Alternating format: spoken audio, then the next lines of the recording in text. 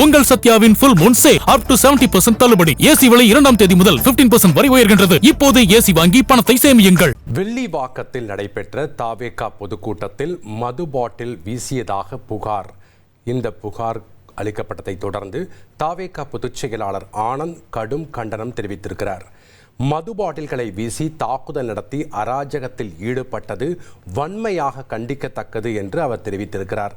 மேலும் தாவேகா வன்முறையில் ஈடுபட்டாவது வெற்றி பெற்றுவிட வேண்டும் என்று துடித்து கொண்டிருக்கிறார்கள் என்றும் அவர் தெரிவித்திருக்கிறார். மேலும் காவல்துறை நேர்மையாக செயல்படுவதை தேர்தல் ஆணையம் உறுதி செய்ய வேண்டும் என்றும் அவர் கேட்டுக்கொண்டிருக்கிறார். தாவேகாவை வீழ்த்தி விடலாம் என்று எண்ணுபவர்களுக்கு தமிழக மக்கள் தேர்தலில் தக்க பதிலடியை தருவார்கள் என்றும் அவர் தெரிவித்திருக்கிறார். இதனை நாம் முக்கிய செய்தியாக பார்த்து வருகிறோம்.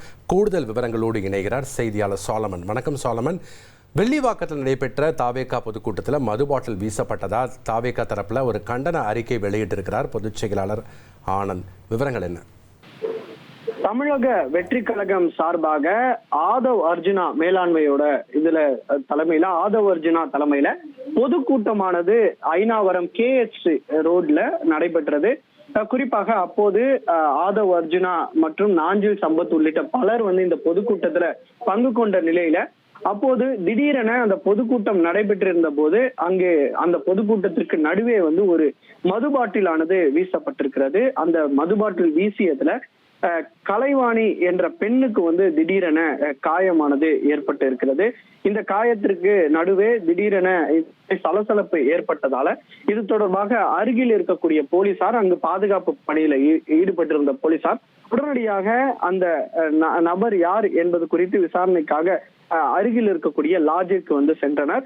அப்போது அப்புக்குட்டி மற்றும் ரித்திக் ஆகிய இருவரும் தான் அங்கே தங்கியிருந்ததும், அந்த லாட்ஜில தங்கியிருந்ததும் அவர்கள் மது போதையில இருவரும் மாறி மாறி தாக்கி கொண்டதுல அவர் கையில் வைத்திருந்த அந்த பாட்டிலை தூக்கி வீசப்பட்டிருக்கிறது.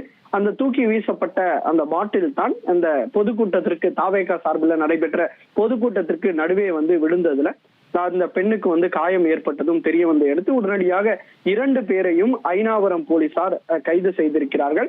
இது தொடர்பான விளக்கத்தையும் சென்னை காவல்துறையினர் தரப்புல தெரிவிக்கப்பட்டிருக்கிறது.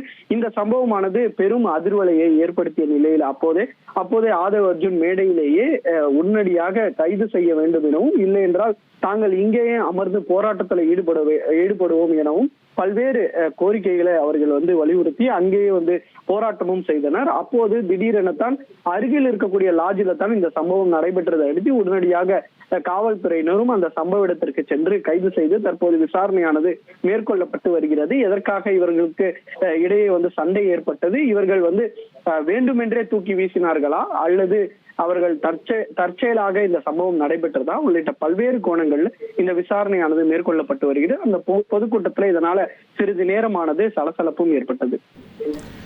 நன்றி சாலமன் உங்களுடைய தகவல்களுக்கு. உங்கள் சத்யாவின் full moon sale up to 70% தள்ளுபடி. ஏசி விலை 2ஆம் தேதி முதல் 15% வரை உயர்கின்றது. இப்போது ஏசி வாங்கி பணத்தை சேமியுங்கள்.